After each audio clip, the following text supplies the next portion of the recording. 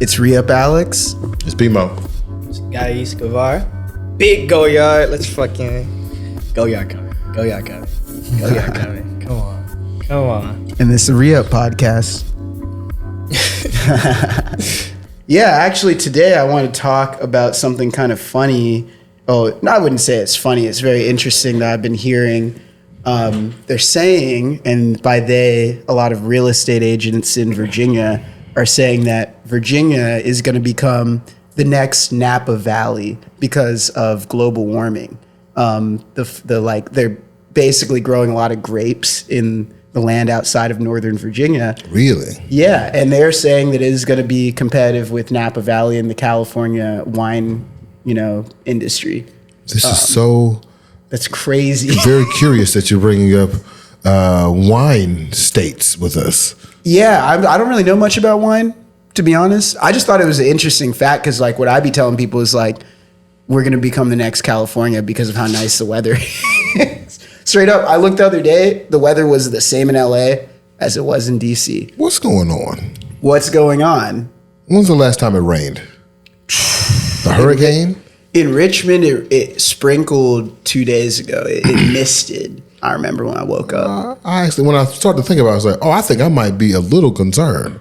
I'm pretty concerned, but I do remember when I was a kid in December riding my bike with my friends in t-shirt and shorts. So this has been happening for a while. Okay. Yeah. But so much so that it would change the crops. Yeah. Am I talking slower?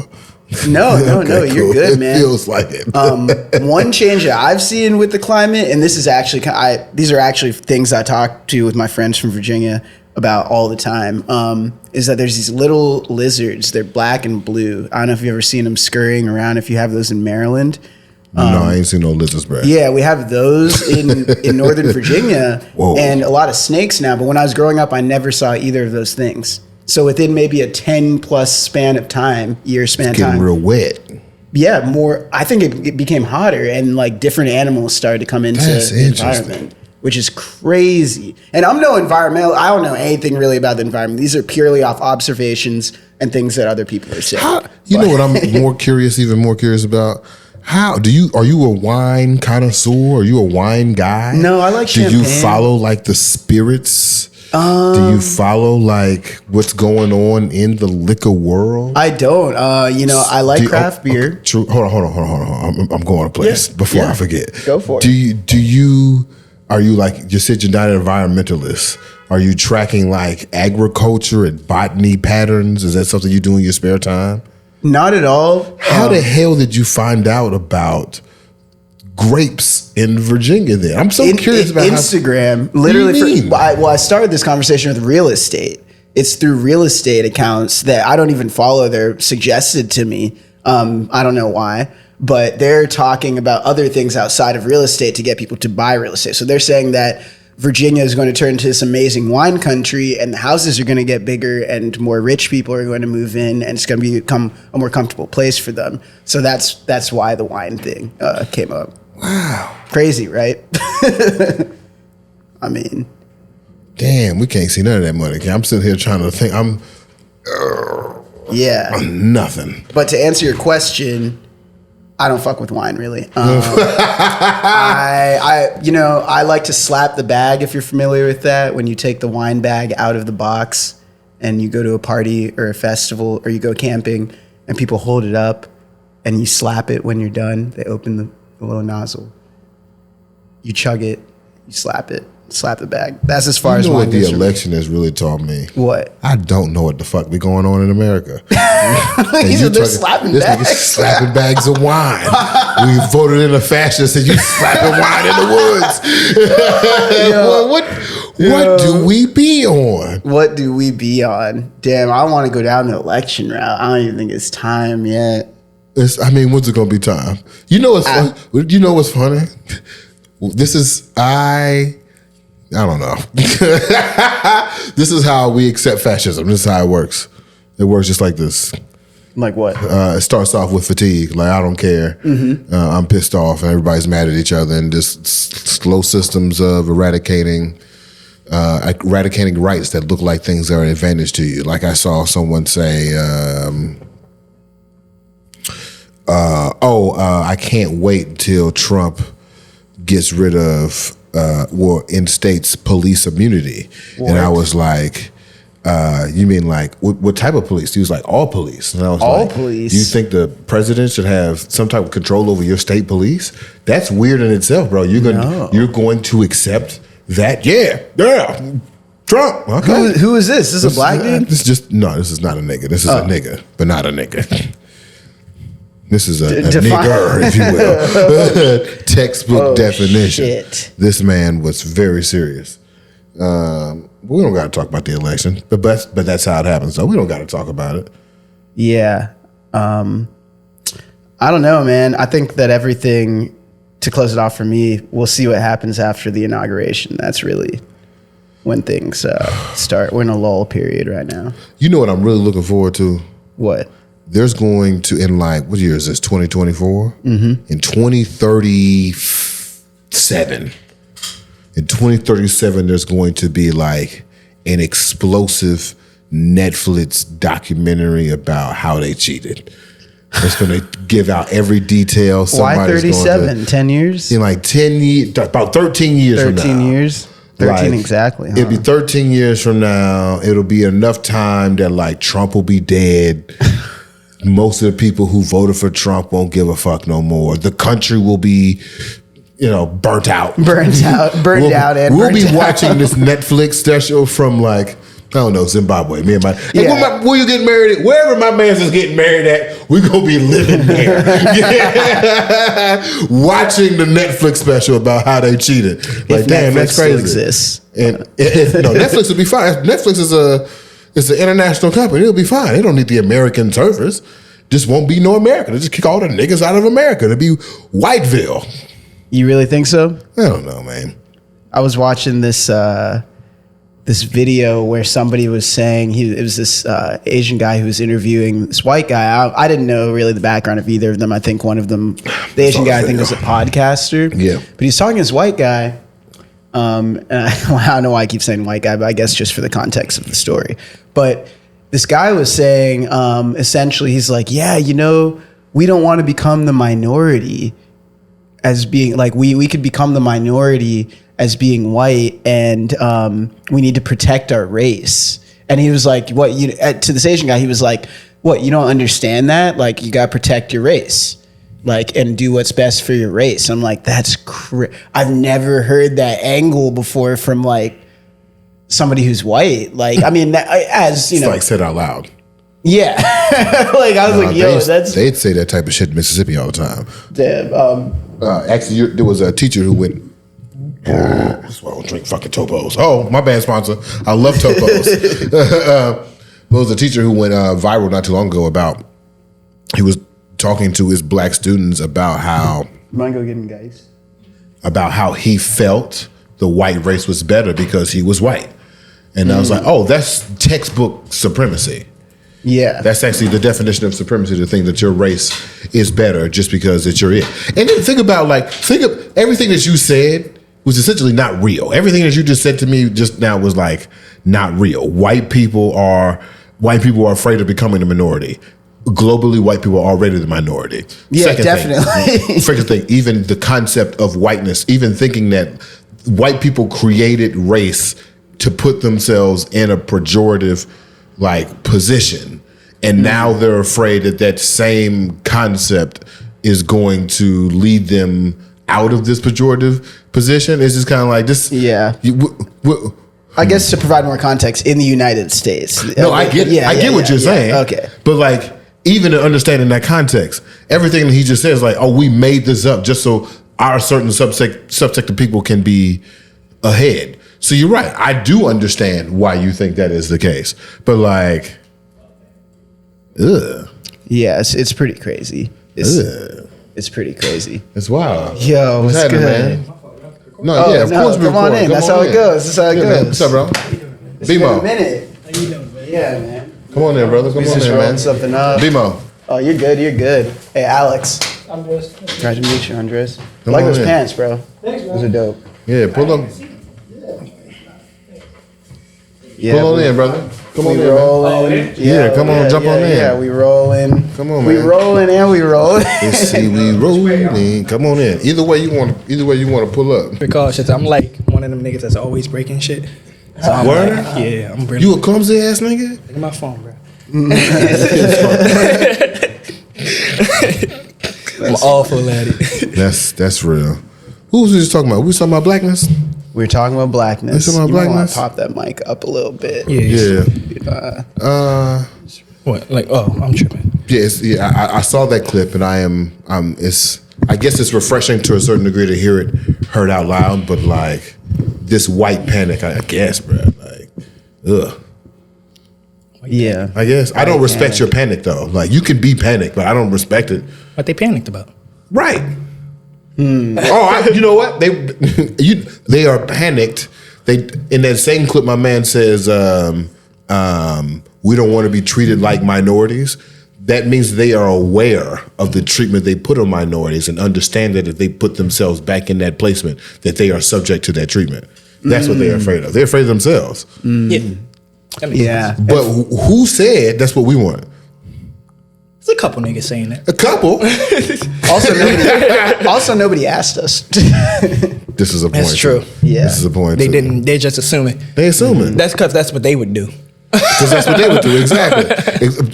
They're afraid of themselves. Yeah. How you afraid of you? But I guess if that's all you know is yourself, then because you don't listen to other people.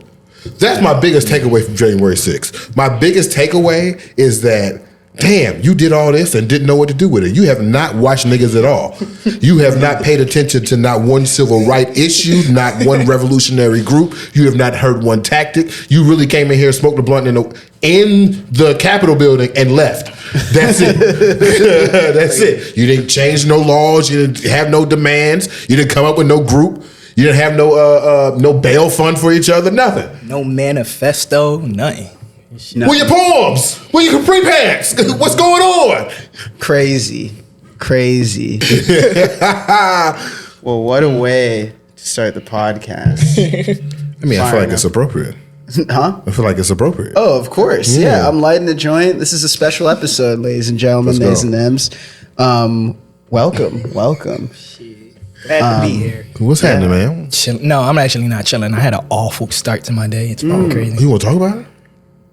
Nah, Okay. I'm chilling, but I'm tweaking because I just downed the shit out this cold brew. Yeah. I'm just like, Oh, okay, you will.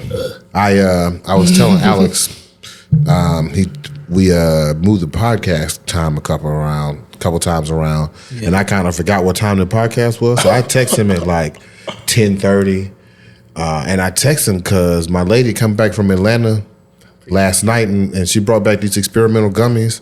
She said she had her cracked out, so I took one. I was like, that sounds interesting. Cracked out. And then I took one, and then I text Alex, like, oh no, the podcast is like in an hour. I was like, oh shit. So you off the cold brew, I'm off this very, very strong edible right now. I Yeah, couldn't even tell. Really? it's good. Unless that's just how you are. Maybe. Yeah, we also Maybe. haven't done a smoking episode in quite some time, so Seriously? thank you. Oh wow, is that you. on purpose? Well, what happened was a lot of guests that started coming on didn't smoke really. So in the beginning, we were smoking a lot and talking to people, and it was cool. And then I noticed there were times when we would just be smoking, but the guest wouldn't. So I was like, okay, I need to. Yeah, it's it's fine, but offline we were talking earlier about like, hey, weed's strong these days. I get it. Some people would be getting. Some people say bring back the mid, man. I'm like, I no, never take say me that up, again, baby. bro. Take I me never up. want. What? Bring back the mid. No, we don't said need mid. nobody ever. Old niggas love mid, man. I'm telling you, dog. I literally just started smoking like 2 years ago, so I can't even like Damn. compare and contrast and shit. Why That's you start shit. smoking? Anxiety and shit. Well, this is sativa, so Yeah, perfect. Fucking. Oh man. Like, who's making you anxious? Bro, it's fucking. Because when I see niggas on alert, you know, when one nigga start running, I'm one of them type niggas. I'm Okay, running true, with true, you. true. So I was ready too. good way to be in DC. But when I started touring, Yeah. and you know, I ain't never been out the hood. I'm from North Philly. Okay. So you just seeing how niggas don't act how you used to. and pattern recognition. So you think it's danger all the damn time because you from North Philly. You think everything is dangerous. Like, so then niggas would just be like, "What the fuck are you tweaking about? Like, what the fuck is wrong with you? Like, ain't nobody worried about you." I'm like, "Oh, really?" Oh, that's news to me. Yeah, news to me. I get to talking to people and shit. And it's like, you might have OCD. You might have. I'm like, oh, all right, word. Whoa. So this just keep my brain quiet. Yeah. I mean, so I met you at Legoland in Philadelphia, if you remember that house show venue. Yeah. Because I remembered your face, but it was so long ago. I was that was maybe 2 years ago. Damn, time flies. Yeah, how time flies, man. But for context, Legoland is a house show venue in Philadelphia, so that means it is somebody's house. The basement is converted into a place where people can perform. And super underground. It's in Temple University. Yeah, on Temple campus, so North Philly. Campus. So it's a college thing. Yeah. So that's really cool. They probably have it yourself. I got you. 50 to 100 people in those kinds of places, in and out traffic. Back when I was going to more of those events, it was $5. Now that shit could be $20. But it's an experience. I haven't been in a minute. I ain't know that. Yeah. Yours was $20. It was $20. Yeah. Oh wait, was that the Miles show? The one that Miles. Yeah, with Miles. Oh, I can see that being 20. Yeah, I was promoting the mixtape. We was going. No, two. But yeah, I mean the price definitely with inflation, it did go up. No, you're good. So that was really fun. I drove up from DC just to see that show. I had just moved back to the East Coast from the West Coast. I am originally from Virginia. I was just kind of trying to see what's up, like see what the underground's about, meet some new people. And I put myself out there as one person who's just like a single guy. I'm like, hey, let me just go out to whatever I can see what's up, meet some new people. Chose a good spot. And yeah, that was a great night. That was night. Really fun. The show was packed out. I met a bunch of different people, and then I ended up at what's the cheesesteak spot in North Philly? It's like Max's.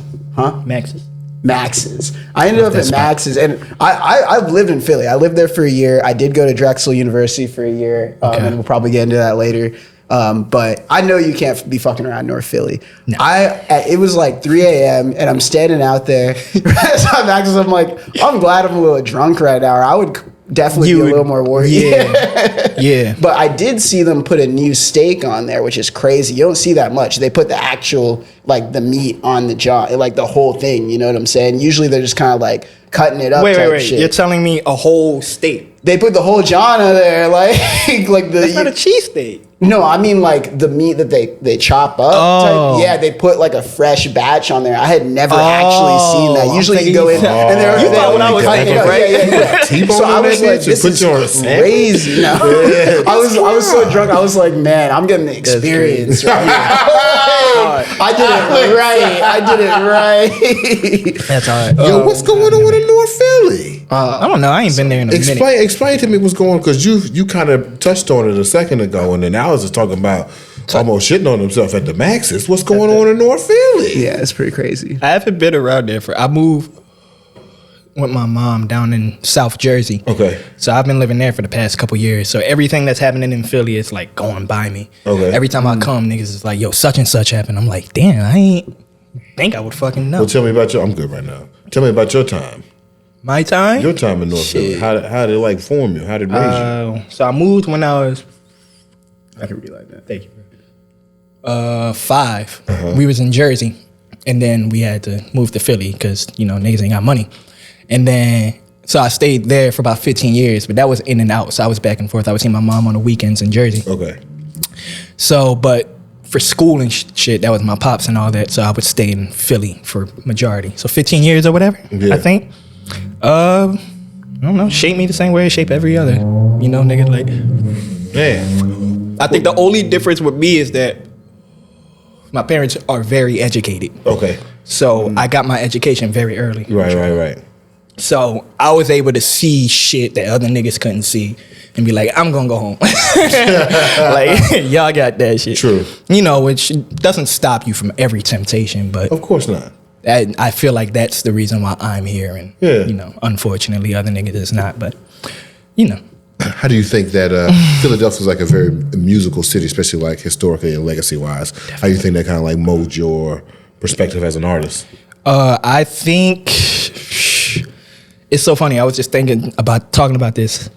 I'm realizing a lot of hip hop fans don't listen to battle rap at all. Because they get impressed by these niggas that their lines and their bars, and I'm just like, right. I come from an era where it's line after line after line after line, like hard shit, you know what I mean? So definitely on that thing, like I'm way aggressive, way like I got that, you know, love me a good crash out, like, you know. I love me a good crash out. But like, you know, with the whole soul shit too. Yeah. That. Like what's his name just passed? Quincy Jones. Nah, the other bull. He's from Philly. I forgot his name, but I'll look it up later. But yeah, the soul shit and all that. You know, like it's a weird question to answer because it's the same as when I answer for y'all because like y'all get it. When it's like niggas from like Europe or some shit. Oh, okay. You know what I mean? Okay. Or like a nigga from Texas or some shit. Actually, as you said that, it makes sense. So I was about to say, because I'm from a lot of like small towns. I moved around a lot. I'm just trying to get the Philly perspective. But when you say like, like as niggas.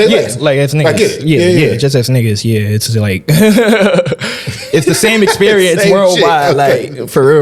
Like, niggas be trying to ask me like it's something special. And I'm like, I don't know how to tell you, man. It's the same shit. So then tell me about something I don't think a lot of niggas experience, which is kind of like this 2-city living thing. You bouncing between Jersey and Philly, and all that. Although in my southern ass, like y'all both in like the north, but I imagine like it's different. Well, a lot of the South Jersey niggas, there's a little bit of a migration pipeline there. Okay. If you can't afford living in Philly, or you need to get out the hood, or need to whatever, you slide to South Jersey. Yeah. So it's basically a lot of Jersey niggas trying to disguise as Philly niggas and shit, like, you know what I mean? But interesting. I think being in Jersey, really like, because we live in a suburb though, so it's quieter and shit. So I got to reflect on a lot of shit. Right. So that was really good for me. It's a little too quiet though. I like noise. So. Yeah. Okay. That's cool. So I mean, give me some details on like how people from Philly be acting. Like in DC, on this podcast, we've, you know, talked a lot about the different personalities and styles and thoughts and feelings and little quirks that people in the DMV area, DC, Maryland, Virginia have. How would you explain someone from Philly for someone who's never even met someone from Philly?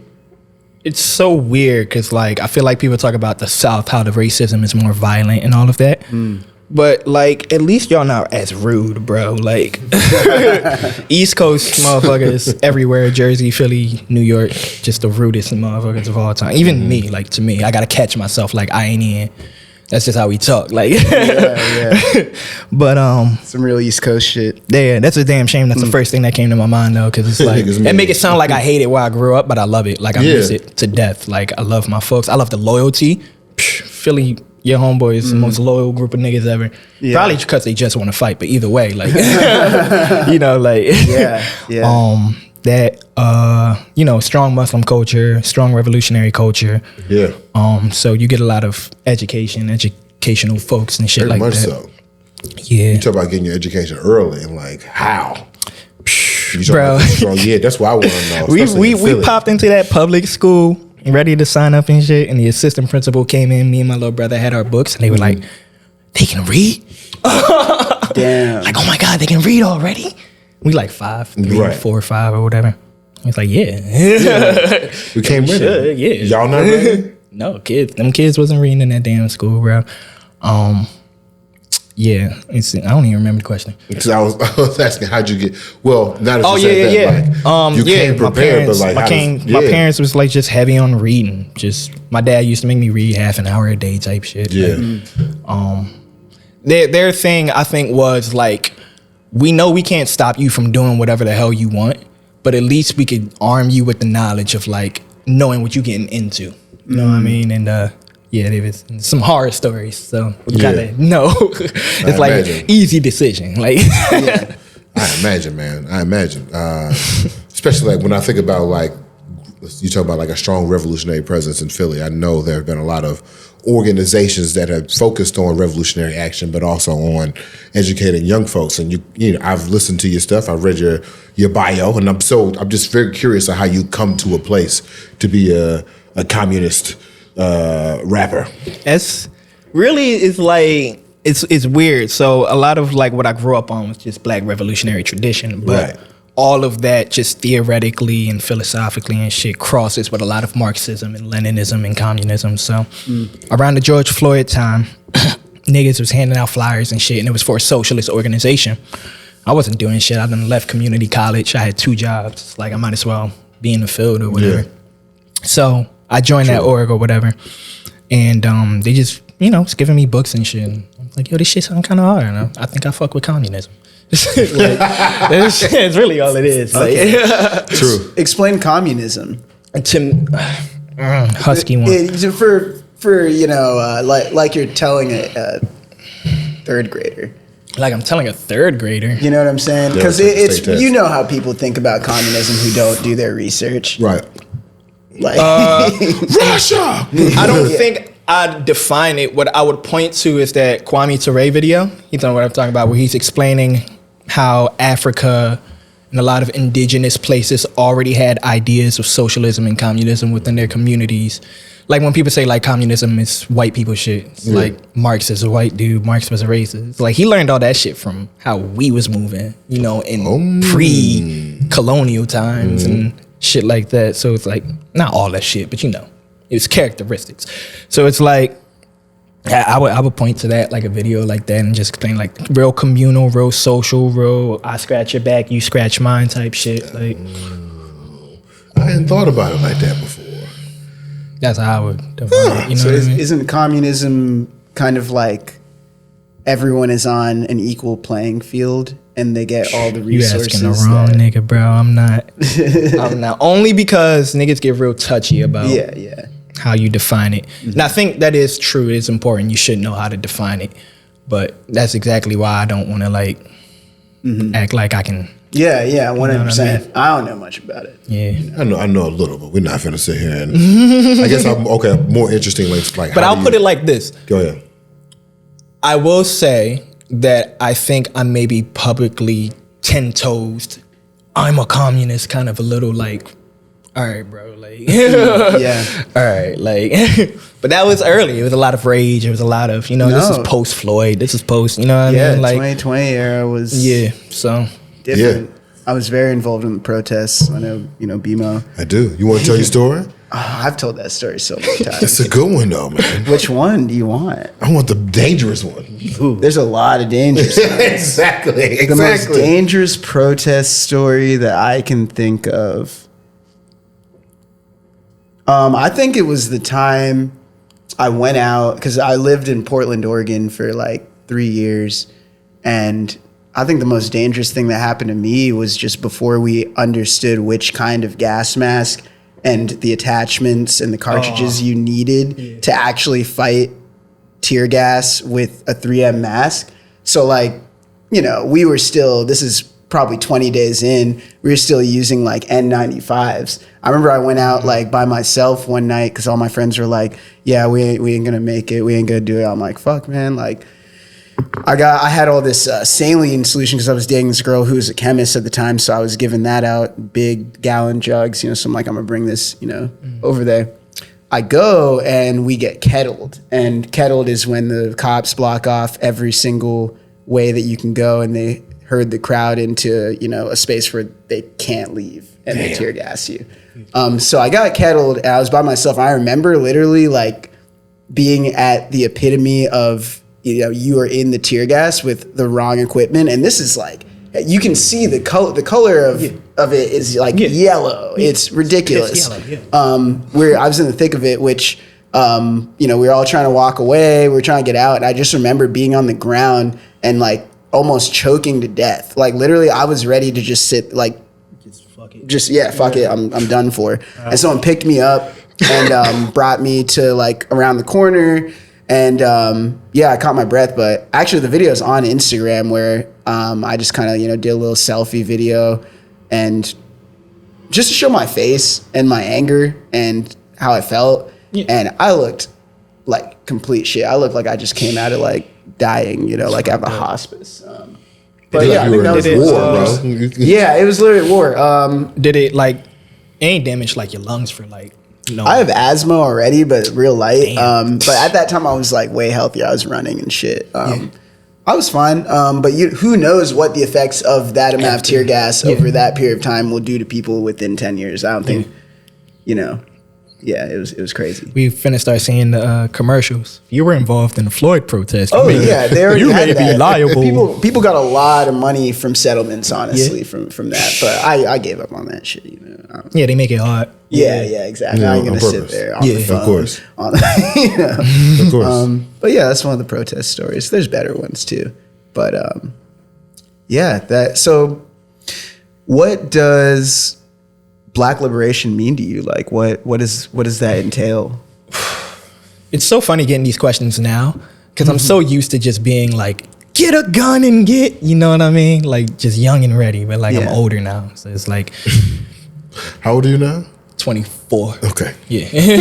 I just turned 24 though. That's why I did that the other day too. I was like 29. Oh wait, I'm 30. That shit. Yeah, exactly. But I think it's so hard to encapsulate blackness and define it. And when you can't define it, it's hard to see what it looks like free. You know what I mean? So right now, I just think whatever makes me happy, you know what I'm saying? Not just me. Well, me, yeah, because I'm a very empathetic and very community person. So other people being happy is only me being happy. Whatever that is, you know what I mean? Then that's liberation. Because I'm realizing I don't know safety. I just don't know security, like literally at all. I'm learning that, like as I like chill in Europe, in London and shit. And I can just sit at a park and chill. It's like I've never felt this. This is fucking insane. Like it's too much power. I'm like, what the fuck? Anything could happen. Like it's fucking crazy. Like But so I'm trying to just see what that's like. Like it's people in this world that just go their life without having to like go to the hospital or having to visit a prison or without a major injury or a traumatic experience. I'm like, damn. The fuck is that like like I'm trying to see that any way, not any way possible, but I'm trying. Like that's so interesting. You talk about like the fluidity of the definition. A friend of mine was just talking yesterday that like to define something means to put cap and edges and brackets around it. And then to say that about blackness almost seems oxymoronic, like contradictory. It's literally how can I define something that's avenue on this earth that blackness can't relate or touch or intertwine itself to. It's so crazy. I'm finding this out the more I just learn and just hang out with people and shit. It's just like, oh, you got that from us. like what? Like what things have you seen? Words, the way niggas is dressing, shit like that. Words and the way niggas is dressing. That's actually, yesterday, just randomly, I just looked up Christian Louboutin. Because I was like, oh, this got to be one of them crazy fashion houses. Like just like one of them wild joints. Christian Louboutin is the child of a French man and an Egyptian woman. When I looked him up, I was like, oh, that's a nigga. As soon as I looked at him, I was like, that's a black man. It's a light-skinned black man, but that's a nigga. He is a middle school dropout. He was part of this preteen group that would party in the clubs of Paris and then vandalize the streets. This nigga was a YN. No bullshit. This nigga's a YN, and he created... Check this out. He created stilettos. He was in Africa, just like just looking this shit around. And it was a sign in Africa. It was like women have to like walk light so they can't damage the floor. And he thought to himself, he was like, wait, women here aren't as valuable as the floor? Like the floor is more valuable than women? So he came up with the concept of stilettos. And that's how he came up with it. This is a nigga. This is a full-on nigga. So when you say like the words we use and how niggas dress, I didn't realize this was a whole nigga that's just like a billionaire making red bottoms. Damn. So that being said, like quite literally, genetically, too. Like you can't genetically, blackness is Yeah, I can see that too. This is crazy. Shit, like, it blew my mind. Yeah, It we're blew everywhere. my mind. We're fucking everywhere, bro. It's like, but that's traveling really did, because it made me, with being in a place where you never felt safe and secure, you never have that ego, that foundation of this is me. Mm-hmm. But then realizing everybody's taking shit from us, I was like, oh, that's me. Yeah. Like, I see me okay, here. yeah. Yeah. Okay, I get it now. So where you been? What you seen? Just London, Liverpool, Paris one day. Yeah. And then all around like America and shit. We toured around America. South. We started in Minnesota, and then came East Coast, went down south, and then went back up to Minnesota. Bro, I would have loved to see you in Minnesota. What part of the year were you in? Yeah, I would love to see you. Was so cold. A North Philly nigga in Minnesota nice. I was in 990s too. Oh my God. Busting my ass, bro. That shit. That was bad, yeah. It was beautiful with you. Oh my God. I hated it. But yeah, it's chill up there. Again, too quiet. Yeah. Yeah. Go to Minneapolis. Yeah. That's where we started. Yeah. Okay, cool. Is that where the Mall American shit is? That is, yeah. Never want to go. Never want to go, bro. Seems like the capital of capitalism is the Mall of America. That's where Prince is from. The Mall of America? No, That's Minneapolis. what I'm saying, bro. Prince is not from the fucking Mall of America, man. Speaking of Prince, what's your relationship with Luther Vandross? What you mean? I'm like, what are your thoughts? Like, do I like him? What's your relationship? When I say, we finna cut on some Luther Vandross, you about to be like, yeah, I fuck with, I'm not like a deep cut nigga, but yeah. my mom, play him around the crib and shit. I asked that to all of our guests because we had a guest on say one time, yo, I don't think any other melodies can be made. Like all the best melodies have been made. And then I thought about Luther Vandross. So then I ask every guest about Luther Vandross as it pertains to your relationship with melody. I think. But you said you're not a deep cut ass nigga though. But I do think when you talk about melody, and his name coming up, that makes sense, right? Yeah, I mean, I think it's really funny how that works because I saw this list of like top 10 male falsettos, and then they had like Justin Timberlake on there, and then like Philip Bailey from Earth, Wind and Fire as an honorable mention. What? So it's like so funny. Yeah. It's like, I wonder for how many other people do niggas actually conjure up when you say best melody, best songwriters, best falsettos. You know what I mean? Because for us, Luther Vandross makes sense. To other niggas, they're like Beach Boys. You know what I mean? Like, I mean, I guess so. I just haven't thought about that. Yeah, like, I don't know. I wonder how that works. Oh, that's wow. Crazy. Oh. Yeah. So how did you... Oh, geez. Not the Beach Boys. The Beach Boys. The Beach Boys. Damn, the crazy. Beach Boys. That's crazy. Nuts. Yeah. So how, being in North Philly, being around different influences and a different landscape than, you're in now, like, how did that influence your musical career, just like how you kind of got into music? Like, what? Oh, that's a good one. Well, the music shit was funny because it was kind of like I was always gonna rap. Like everybody in Philly raps, but Philly started rap. Come out the womb, like everybody in there is a rapper. You know what I mean? Everybody in Philly That's rap. cool, Everybody in Philly hoop. Everybody, But I was always the standout. But I think it was, again, the education thing. I was just using words niggas never heard before and shit. Like, but this nigga reading. Yeah, basically, yeah. So that was kind of just like, I felt like 10th grade, I left my brick and mortar school to get homeschooled so I can get the free laptop so I can teach myself to make beats, so it was just kind of like always there. Oh wow, you know what I mean? Like I was on it. Like to giving out free laptops for homeschooling in Philly. Yeah. Oh, proud graduate of Philadelphia Virtual Academy. Oh, that's dope. Oh wow. Yeah, I ain't Does that exist here? I don't know. I've never heard of that before. I've been here 15, 16 years. I've never heard someone from this area say I dropped out of a particular school to get homeschooled because of the resources at homeschool. It's usually the other way around. Like I went from homeschool and then I went to Duke or I went to Walls. Well, it wasn't like I ain't learned a goddamn thing. I cheated my ass off. In homeschool or just the other 10? Okay. Homeschool. Oh, cheated my ass off. It was so bad. I ain't no shit. But I got the music. I got what I needed. You got what you needed. Yeah, so, that's dope. yeah, so definitely, like, yeah, it's still the same shit. Yeah. Like, I was better off in the actual school. I mean, better off how? Like, would you have world tour if you did 11th grade in Mrs. Freiberg's class? There's definitely consequences to just sticking yourself in the crib for 2-3 years and just making beats. Definitely, mentally, physically, socially. Like, it's just, you know what I mean? It's consequences. Yeah, for sure. Nothing in this world is without consequence. You know what I mean? Not outcomes. Consequences. I think negative outcomes are consequences. You know what I mean? Because they could have been prevented. It was my foolishness that caused it, so that's why it's a consequence. You know what I mean? Give me a consequence. I'm learning how to talk to people, bro. Like, you know what I mean? I'm still catching up with that shit. Like, you know what I mean? Would you? I guess I'm just questioning your connotation of your outcomes.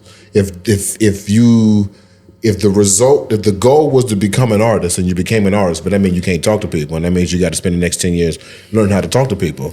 Was that a consequence? Yeah, I mean, it's a sacrifice. Sacrifice. That's what LeBron a better said. word.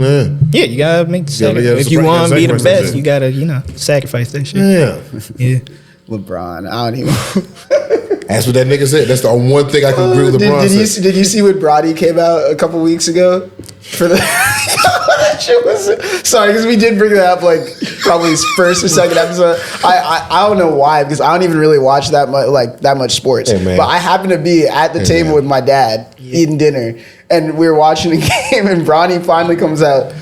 This motherfucker was in there for like 30 seconds. It was not great. Benched. That shit was funny. Yeah, that's a very photo op moment. Yeah, I was like, yo, what? Yeah, but that's the point though. Here? Let me get my photo op. Yeah, I think it's so funny though because it's like that's very much the amount of work LeBron had to do just for that. Yeah. It's so fucking just for people niggas to can just up and put their sons in the league if they want to when they white. Like, you know what I mean? Yeah. Yeah. It's so fucking funny. But yeah, that shit's crazy. So I'm proud of him on that aspect. Like you did the work for it. It's cool. I just think it's funny. Yeah, it's funny though. Like it's not really like it's one of those pseudo wins. Like I think. Yeah. Man, you're so young to me.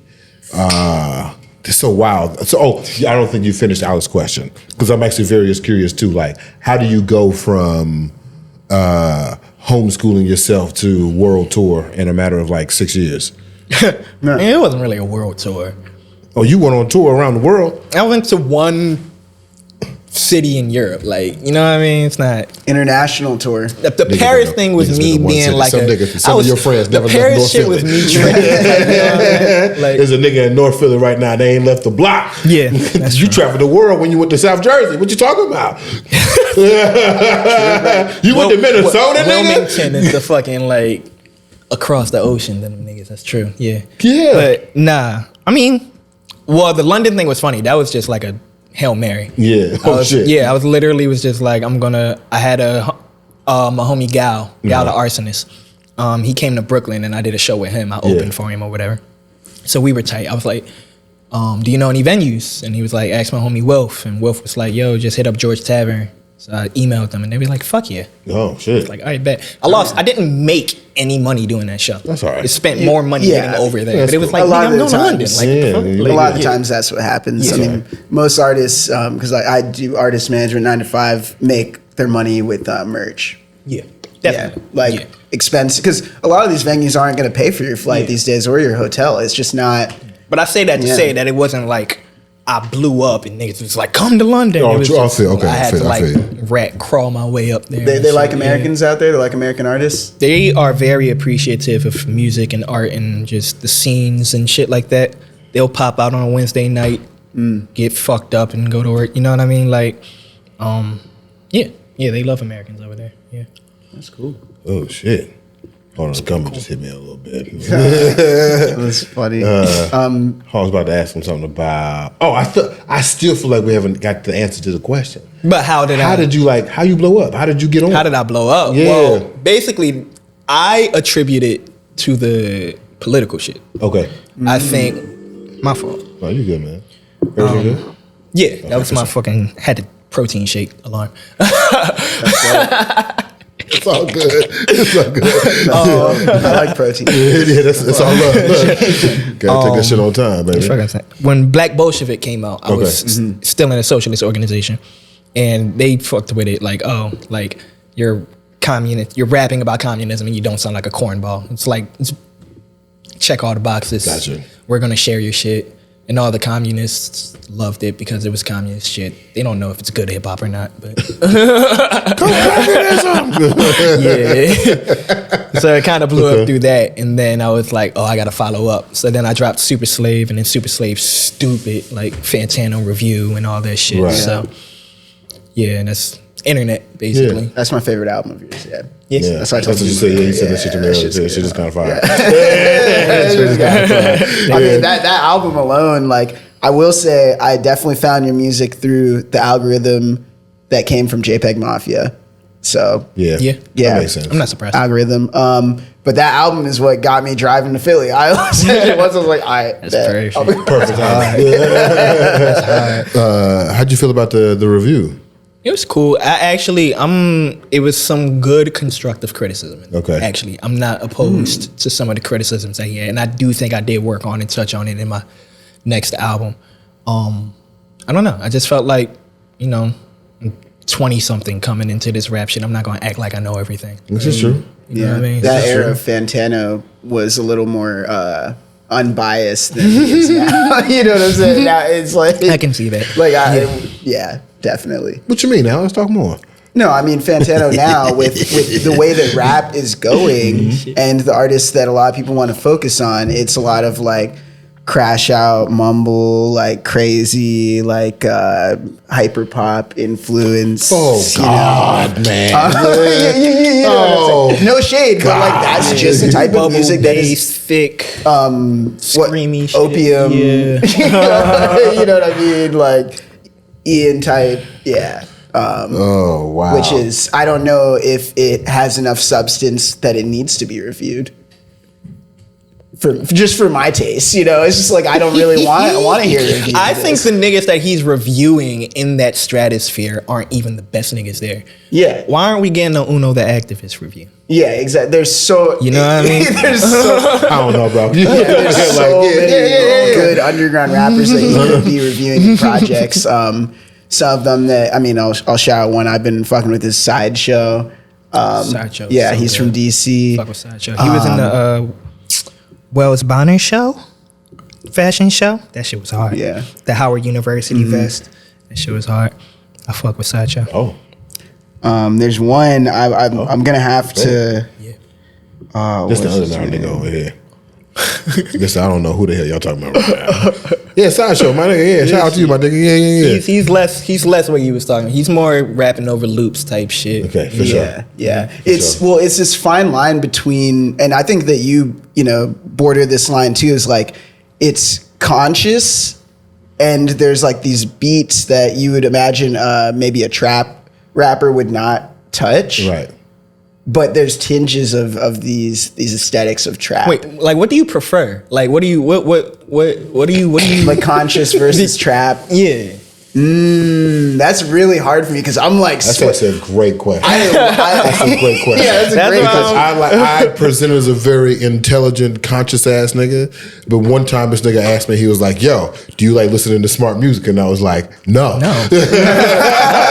I don't actually. I don't enjoy smart music at all. Can't stand it. Yeah, I think I'm 50-50 because I really, really do like some tasteful, like, storytelling through trap music, something where like like fuck RICO laws, I'm gonna just say like all know what I mean, like or pre-RICO like type rap, because really it has changed. It has. That, and built a platform for the people who are still rapping about their daily lives coming from those sorts of situations, because they're like, hey, I don't care if we get in trouble. All the bigger rappers can't rap about that shit no more. Yeah. So that's good. But I love trap. I love, drill. I love all of that. But conscious is great too. I really like things that are more on like the Boldy James side of the things, where it's like I said, conscious, but he's still talking about trapping and gritty beat selection. Yeah, gritty. I see that. Beat selection is big for me right now. I'm a big Alchemist fan. Okay. Of course, I love a good sample. Yeah. Of course you do. Yeah. Yeah. Of course you How about you? Shit. I've been on, I'm not gonna lie, I'm sick of conscious shit. But that's because I already know all the shit they rapping about. I don't need to hear that shit. I don't need to get conscious, educated. they give you all the answers in the conscious rap. They give you all the answers. If you rap about drugs, then I can apply my own metaphor to the drugs. But if you're rapping about the problems in Sudan, I can't put my own shit over Sudan. I think conscious niggas are way too heady for their own good. I do agree. I think true. There's ways to incorporate geopolitical issues into niggas' lives in ways that they can comprehend and give a fuck about. Digest. You know what I mean? Without being condescending and shit. You know what I mean? But that's true. Them niggas don't want to work towards that because they don't like people, I guess. I don't know. But see, that be the thing about smart niggas, though.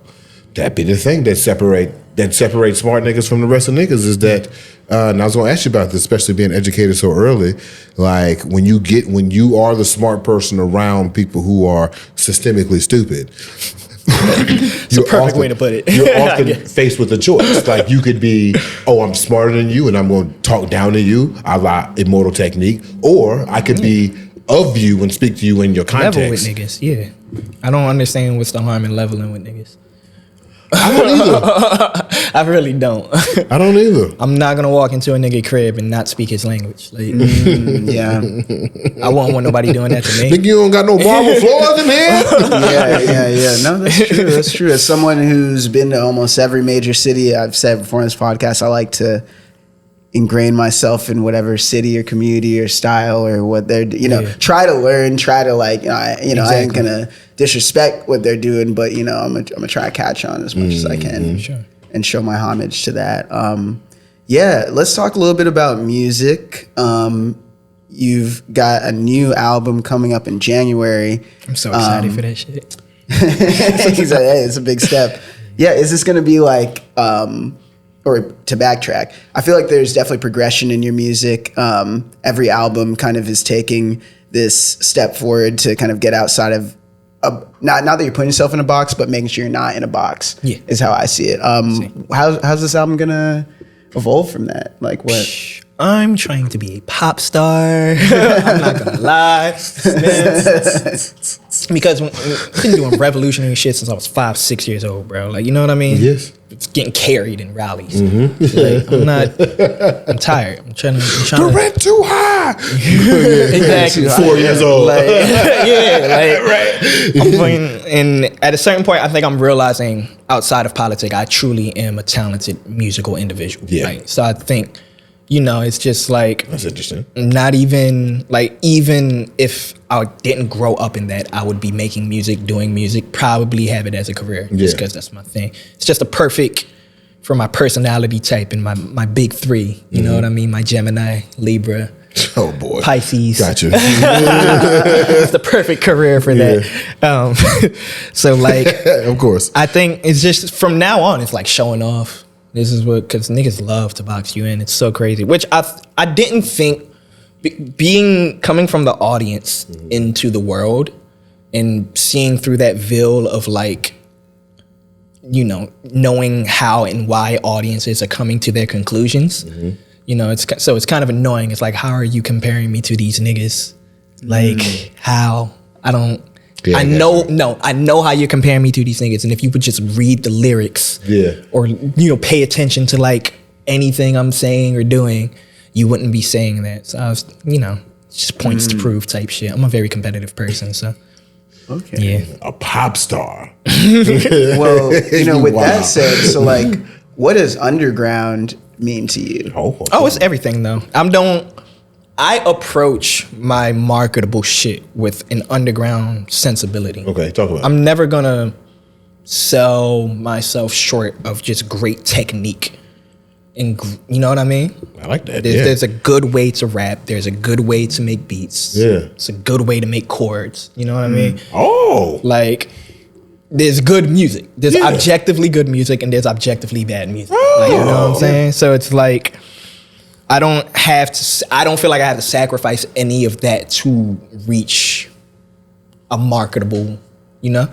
No, probably the opposite. To be marketable, you probably shouldn't do those things. Probably, because niggas, I mean, you get Lupe like dumb it down. You know what I mean? Like, exactly. you get, oh, what is he saying? What is he talking about? And it's just dumb like, it down.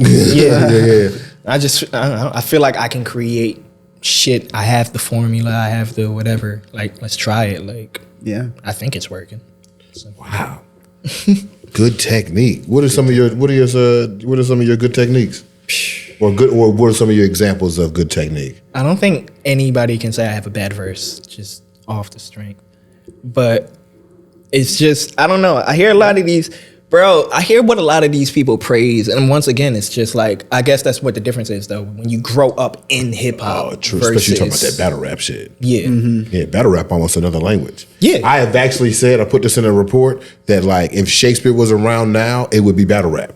Mm-hmm. You'd have to like study that shit. Like you like read a Shakespeare joke, like what the fuck are they talking about? That's how you gotta do battle rap. Everything that niggas flip they shit about, like that new who the squid nigga? The squid nigga? The what's his name? Sababy. Yeah. I know what you're talking about. It's a baby squid nigga? I'll send it to you. Hey yo.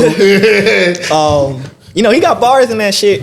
And it's just like the bars that niggas is flipping, not saying his bars is ass, but it's just like I'm accustomed to it. Yeah. You know what I'm saying? That's we get in the studio and do that shit for breakfast. Yeah. You know what I mean? Like, so I'm realizing like, oh, these people just aren't.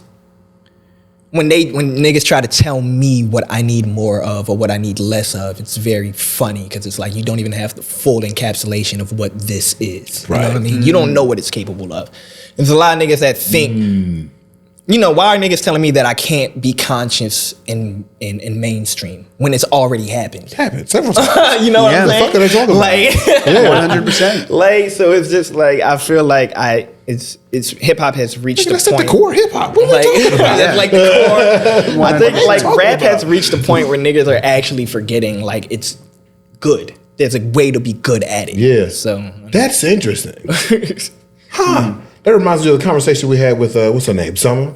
Yeah. And how like me and Summer both grew up just watching a whole bunch of conversationalists and just being part of conversationalist conversation and didn't know that everybody else was kind of like just throwing that skill away. Yeah. And so now who we are in 2024 is like, I didn't really, like I just kind of grew up in it. I didn't know that this would be the shining skill now. Mm-hmm. Yeah. Or we talked about before, like I didn't know a whole bunch of rappers now are just, they're not writing, they're just punching in every line. Mm-hmm. That blows my mind. Mm-hmm. There's nothing niggas can. I love being on stage. I love knowing that I'm the only nigga that can do this verse in one take. Yeah. You know what I'm saying? I love that fans feel impressed to know my verse. Like, I can do it too. True. I loved true. that feeling coming up, knowing every bar. Yeah. And feeling that aggression that the other nigga had when he was in that studio. And you don't get that with these niggas. Yeah, that's you know what point. I'm saying? Yeah. So it's just like, again, there's a way to be good at this shit. Yeah. That was the role of the MC. You know what I mean? These niggas are not MCs. Like, so it's like, I don't. They're not though. And I don't understand why you have to sacrifice being an MC in order to make what the popular kind of music is now or whatever. You know what I mean? So. Yeah, I think sacrificing it completely takes away from the core of hip hop and what it's actually about. Like, you're completely right. And I think that's been lost. It's definitely been lost over time. So where do these like aliases and names and things like that go? Like, where did Goyard come from? So Goyard was easy. So Omar Ibn Said was a slave got shipped over from Senegal. Okay. Was a Muslim. and became a Christian later on in his life, forced conversion or whatever, because he was a slave. And he had an autobiography, and it's like a big thing, like, one of the first or only autobiographies, slave, whatever. I don't know. But basically, I just replaced Omar with Goyard. Okay. And the concept is like, I'm the person being shipped into this new world, the new world being music or whatever. So, yeah. So that was easy. That was the fun part. Damn. Yeah, damn indeed, bro. I thought you were going to say you fuck with Goyard notes. And Nope. It's just like, because we like to play with words and shit. So it's just like, what rhymes with Omar or Goyard? Yo, that's dope, dog. That's great. But to the point, like, you could be conscious and funny, or even like conscious and like mainstream at the same time. You can reach a lot of people. I think humor is what I like to use as the gate, as the bridge. You know what I mean? So that's what Dick Gregory said too. Yeah, like Dick Gregory, who was a comedian, but often would be known for like his civil rights perspectives and how to communicate it. But like essentially, you're just using humor as a way to relate to people, open them up, to have conversations and communicate. It's a form of propaganda. That's how I survived Philly. Yeah. There you go. Shit. There you go. Bro, can I eat on camera? Mm-hmm. Huh? Can I eat on camera? Yeah, sure. Can you hand me that grapefruit, bro? Well, how much longer we got, bro, Am? We probably got 5 minutes. Okay, for sure. Oh, you can hold it. Oh, thank you. Yeah. One other question I got is, so Luke Gash. Luke Dash, my homie. Yeah. So what's up with those? Do you find your own samples? Like, yeah. So all the crazy. No, sometimes niggas send me shit. Just send you shit. For the most part, it's me. Yeah. Okay. So where do like the interludes and everything come together? Do you write those or just like That's Luke, the jokes. Luke writes his own jokes. Mm-hmm. He's a comedy writer, so I just say do your thing. Yeah. Luke Dash. He's Zen Dash from Super Slave. The joke is he's Zen Dash's illegitimate son. So, gotcha. No, I love that. I love a good interlude. I love a good. But I like the idea of like, white boy that thinks he's my friend, but I treat him like shit. And he just like, this is how friendship works. Yeah, sure. Oh, right. Yeah. You're wild for that. You're wild. So tell us more about this project you're coming up in. It's going to be a little anthological tale of Goyard Ibn Said in the tragedies Act 1. Oh, sorry, the triumphs Act 1 of being a rapper and the tragedies Act 2 of being a rapper. Damn consequences. So go ahead. Kind of like consequences and also the experiences leading up to becoming a rapper. You know, what you witness and end up rapping about type shit. Got you. Yeah, that was the best way, because the idea at first was to just do mainstream and underground shit just to prove that I could do both. And I was like, I'm not just going to sit here. I want to weave it. I want to make a content. Yeah. You know what I mean? Make it something. So, yeah, that's essentially the best way I thought to come about it. Yeah. And what are some of your, like, when you release this, what will be some of your markers of success? What you mean? Like, how do you know... I guess if you release it, you'll be successful. But like, how do you know you've achieved success? Like, what benchmarks do you put to be like, oh yeah, I got it, I did it?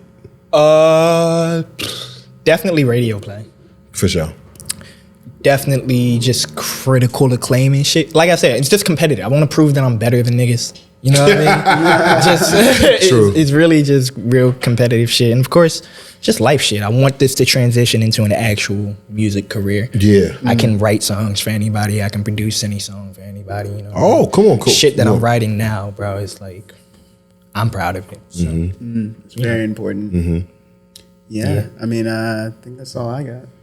Yeah. Hard. That was nice. You got any questions for us? Oh, that's always a good question. Yeah. Okay. Let me think of one. Let me think. I don't want to like waste your time. No, you never. Let me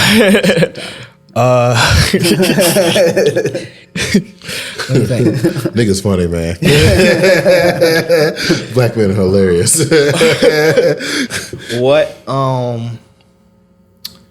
Damn. So wait. So where are you from?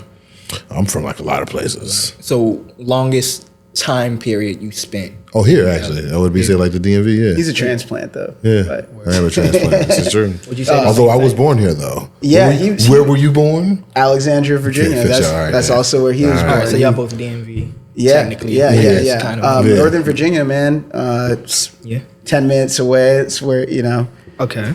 Yeah, it's where my family's from. With that being said, do y'all think the musical cultures are... I feel like Philly's musical culture is way too individualistic and way too dog eat dog. What do y'all think about y'all's? Ooh, so we've talked about this a few times on the podcast. Growing up, like basically niggas just shitting on each other all the time. Like nobody was helping each other out. And this is like 10 plus years ago. People from the DMV, DMV, DC, Maryland, Virginia wasn't even really, it was a thing that people said, but it didn't mean anything. Like the states were not working together. The cities were not working together. And on top of that, DC as a whole, nobody wanted to collaborate with anyone in Philly. No one wanted to collaborate with anyone in New York. Everyone was at each other's necks. I feel like with technology and how it's progressed, that's helped it out a lot. And I would say like maybe 4 or 5 years ago, people started collaborating a lot. And getting out and getting out of DC and going up to Philly and going supporting, people who they found off the algorithm and things like that. Like that really was not a thing growing up. Like, yeah. That's good. I'll speak as a transplant. This year, actually, I think the DMV area artists got the most Grammy nominations. This year, there's like 15 of them, and it's scattered through like non-traditional stuff, like alternative sounds, classical composition, jazz voice, country, shit like that, country, because Shabuzi.